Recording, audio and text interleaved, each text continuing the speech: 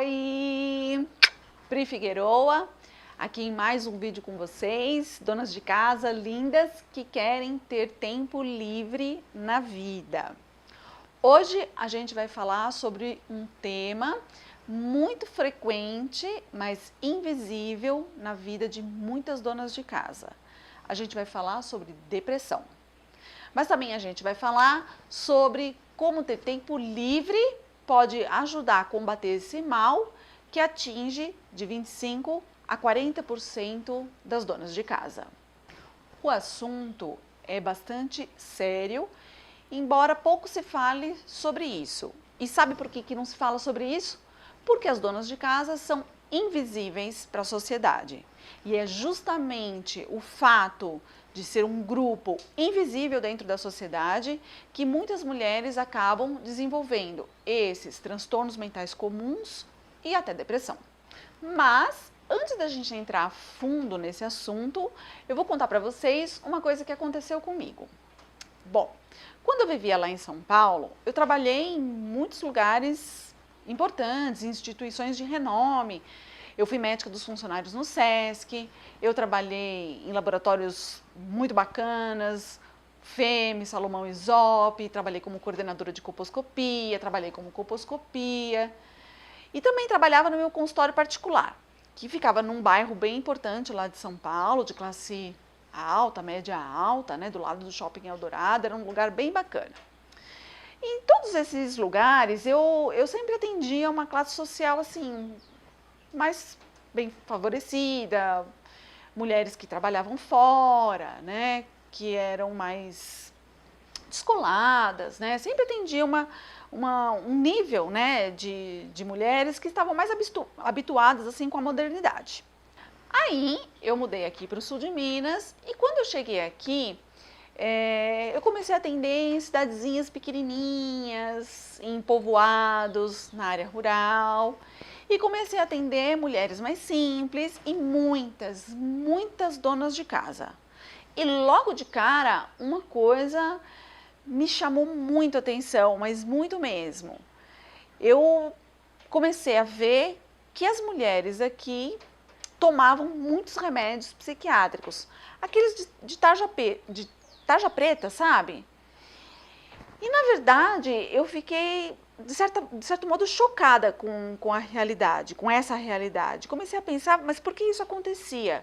Porque na minha cabeça era justamente o oposto. Eu estava saindo de um lugar onde a vida é muito mais agitada, muito mais estressante, São Paulo, e estava vindo para um lugar muito mais calmo, muito mais tranquilo, pessoas que viviam em área rural. Não entendia, né? Não cabia na minha cabeça essa coisa de sair de um lugar estressante e vir para um lugar tranquilo e chegar aqui e me deparar com muitas mulheres, muitas donas de casa tomando medicamento psicotrópico. Isso realmente me deixou bem chocada. Mas o que realmente estava acontecendo é que eu estava atendendo mulheres numa outra condição. Eu estava atendendo mulheres numa condição social diferente, numa realidade diferente, numa situação profissional diferente. E isso é um dos motivos que me levou a pensar em cuidar dessas mulheres, as donas de casa, fora do consultório, e é por isso que eu estou aqui hoje. Então, vamos agora entender por que as donas de casa sofrem até mais do que outros grupos sociais de transtornos mentais comuns e depressão. Tá, Pri, mas o que são transtornos mentais comuns? São sintomas, é um conjunto de sintomas que deixam evidente, que mostram que a pessoa está sofrendo de algum problema psíquico ou emocional. E quais são esses sintomas? Então, são vários sintomas, mas podem ser cansaço, perda de memória, fadiga, falta de concentração, insônia, dores pelo corpo, dor de cabeça, dor de estômago e vários sintomas. É claro que todos nós podemos sentir esses sintomas. Um dia está mais irritado, um dia está com dor de cabeça, um dia está com dor de estômago, um dia não dorme bem à noite, está com insônia ou não está se concentrando. Todos nós podemos passar por isso. Mas a grande diferença é a frequência com que esses sintomas aparecem, a intensidade com que eles aparecem e como esses sintomas acabam prejudicando a qualidade de vida da pessoa. Quer dizer, é um conjunto de sintomas que você tem com tanta frequência, com tanta intensidade, que acaba te atrapalhando no dia a dia. Você passa a não viver bem. Quando está assim, é que a gente caracteriza como transtorno mental comum, certo? Bom, agora que a gente já entendeu o que é esse transtorno, vamos voltar para as donas de casa e vamos entender por que elas passam por isso. Olha, eu vou citar alguns trabalhos científicos agora. Quem quiser ler na íntegra esses trabalhos, conhecer mais profundamente, eu vou deixar os links aqui junto do meu vídeo e aí vocês podem ler e se informar com mais profundidade, ok? Bom, um desses trabalhos foi publicado em 2005 numa revista médica chamada Revista de Saúde Materno-Infantil. Nesse trabalho, eles conseguiram fazer uma correlação entre o aparecimento dos transtornos mentais comuns e a sobrecarga doméstica. O que isso significa? Significa que quanto maior a carga de trabalho doméstico de uma mulher, maior a chance dela desenvolver esses sintomas, esse transtorno. E isso ocorre principalmente com aquelas que são donas de casa exclusivamente. Vamos lá, isso acontece mais nas donas de casa que só trabalham em casa em relação àquelas que trabalham em casa e também têm um trabalho fora. Parece bem estranho isso, né? Quer dizer que as mulheres que trabalham exclusivamente em casa sofrem mais dos transtornos mentais comuns do que aquelas que acumulam uma dupla jornada, que trabalham fora e também trabalham dentro de casa. E a gente vai ver mais pra frente por que realmente isso acontece. Essa coisa um pouco estranha na nossa cabeça, né? Ter dupla jornada é melhor do que trabalhar só em casa? A gente já vai ver já já. Um outro trabalho mostrou que a casa, que é o lugar onde as donas de casa passam a maior parte de suas vidas, pode ser um fator de risco para o desenvolvimento desse transtorno. O que eu estou querendo dizer é que o ambiente, né, a casa, parece meio estranho, mas também a casa é um fator de risco para o desenvolvimento desses sintomas.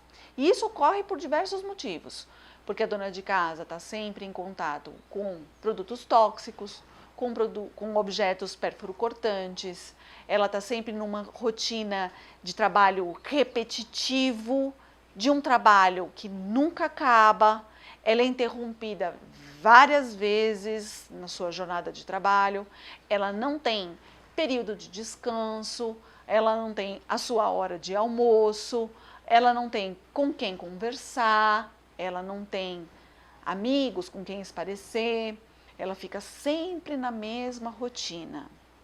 Além disso, é um trabalho que é desvalorizado, que não tem visibilidade. Ela trabalha e ninguém reconhece o trabalho dela. Vai reconhecer, na verdade, quando ela não faz, quando ela não deixa de fazer, ou quando alguém tem que fazer o que ela faz, por exemplo, quando ela adoece. Então aí as pessoas se dão conta do trabalho que ela faz. Mas no dia a dia, isso não acontece, ninguém valoriza. E muitas vezes ela ainda acaba sofrendo dentro de casa violência física e abuso sexual. E tem mais. O fato delas estarem sempre numa dependência econômica do marido agrava ainda mais esse quadro, né? Esses sintomas e esse quadro.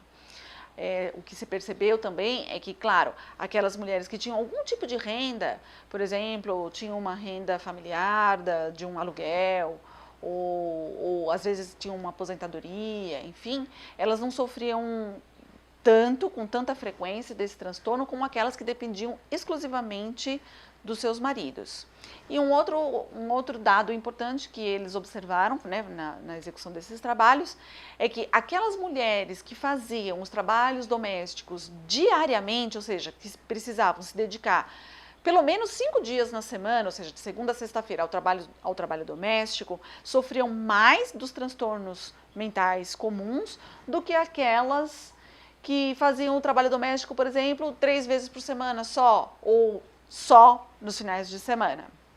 Além disso, essas mulheres acabam sofrendo uma certa pressão social. Desde pequenininhas, sofrendo uma pressão como se fosse uma obrigação elas se desempenharem como donas de casa maravilhosas, esposas dedicadas, mães perfeitas. E esse peso social em cima das mulheres acaba virando depois uma autocobrança. Depois de um certo tempo, escutando sempre a mesma coisa, as mulheres acabam se colocando realmente nesse papel e elevando a crítica sobre elas mesmas, sempre se culpando, sempre se achando não tão boa, não tão eficiente, né? Sempre achando que tinham que fazer melhor, enfim. Então acaba virando uma autocobrança que vai gerar uma frustração e às vezes isolamento, e tudo isso vai agravando ainda mais esse quadro. E olha só, o trabalho das donas de casa raramente é reconhecido como um trabalho realmente, né? Um trabalho que contribui para a produção, para o crescimento e para as finanças da família. A dona de casa nunca é considerada como parte, na verdade, do crescimento, do aumento, né, desse patrimônio familiar. Só que pesquisas têm mostrado que se o trabalho da dona de casa fosse contabilizado como um trabalho realmente remunerado, digamos assim, o produto interno bruto, ou seja, o dinheiro, né, do país, né, o produto interno bruto do Brasil, né, a renda do país como um todo, se elevaria em 11%. Isso significa que o trabalho da dona de casa corresponderia a um aumento de 11% em todo o rendimento de uma nação. É muita coisa, não é verdade? Então, o que a gente tem que ter na cabeça da gente, e isso tem que ficar claro, é fundamental que a gente tenha clareza em relação a isso. O trabalho da dona de casa é um trabalho que dá suporte, que cuida das pessoas que estão efetivamente no mercado de trabalho, que estão consumindo. Então, essas pessoas só estão, de fato, lá no mercado de trabalho, produzindo, podendo ter uma jornada de trabalho mais tranquila e mais produtiva, e também consumir, né, dentro da nossa economia, porque tem essas donas de casa na retaguarda. Então, sim, nós fazemos parte do trabalho da nossa nação. Então, o que a gente falou até agora é que as mulheres que trabalham exclusivamente em casa, as mulheres que ficam o tempo inteiro nessa atividade, principalmente diariamente, têm maior chance de desenvolver esses transtornos mentais e depressão. E isso é por conta de uma atividade rotineira, fazer sempre a mesma coisa, não ser reconhecida, não sair, não esparecer, não conversar com outras pessoas, não ter uma vida social e ainda dentro de casa estarem submissas, não terem atividade de lazer, não terem reconhecimento, se sentirem mesmo depreciadas, como quase objetos dentro da casa. Um trabalho que não termina e muitas vezes interrompida várias vezes, e essa desvalorização, inclusive financeira, né, essa dependência. Então, tudo isso faz com que essas mulheres vão desenvolvendo ao longo dos anos sintomas psíquicos, emocionais e também físicos que vão caracterizar ela dentro dessa síndrome, desse transtorno mental comum ou até depressão. Mas será que é só coisa negativa que esses trabalhos mostraram? A boa notícia é que não. Tem várias coisas que a gente vai percebendo no dia a dia que podem ajudar a gente a reverter esse quadro ou a não entrar nesse buraco e que a gente pode fazer e agora estão comprovadas cientificamente que sim, essas coisinhas que a gente percebe lá no nosso dia a dia, elas de fato ajudam. E uma dessas coisas são as atividades de lazer. Isso mesmo, a atividade de lazer modificou o risco, a chance das donas de casa terem esse transtorno mental comum e depressão ou não.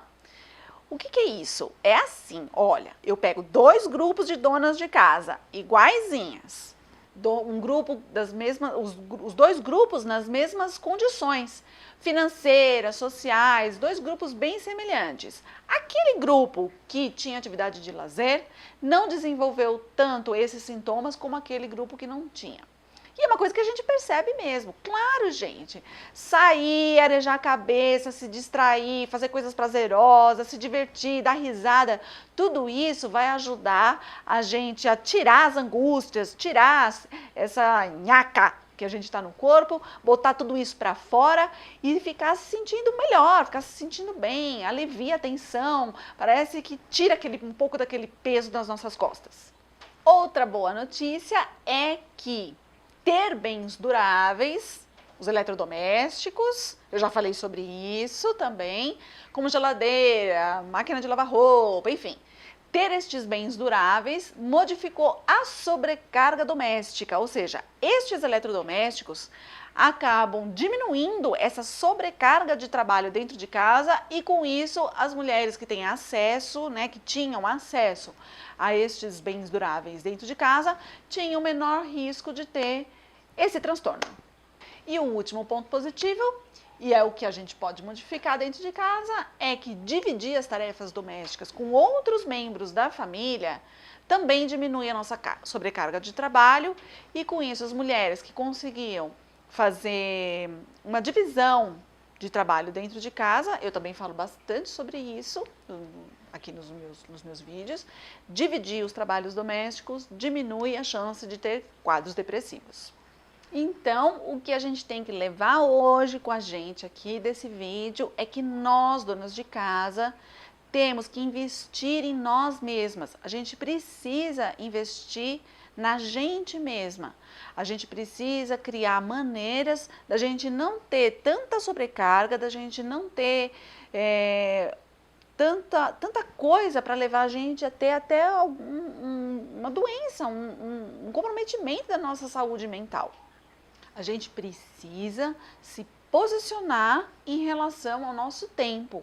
A gente precisa separar períodos de descanso, períodos de lazer e a gente precisa deixar claro dentro da nossa casa que o nosso trabalho é exaustivo. É tão exaustivo que pode deixar a gente doente. Então, sim, a gente precisa pedir ajuda, a gente precisa se posicionar em relação à divisão de tarefas dentro de casa. E mais, a gente precisa se cercar de equipamentos, de conhecimento, de método que ajude a gente a administrar o nosso tempo, que ajude a gente a diminuir essa nossa carga de trabalho, tendo tempo livre para a gente se dedicar para a gente mesmo, para a gente se dedicar no nosso desenvolvimento, no nosso crescimento como mulher e como uma trabalhadora dentro da nossa nação. E nós merecemos porque somos, sim, parte do trabalho do nosso país, que depende também de nós para o seu crescimento. Então, vamos já formar uma tribo de mulheres donas de casa que tem tempo. A tribo das donas com tempo. Beijo para vocês!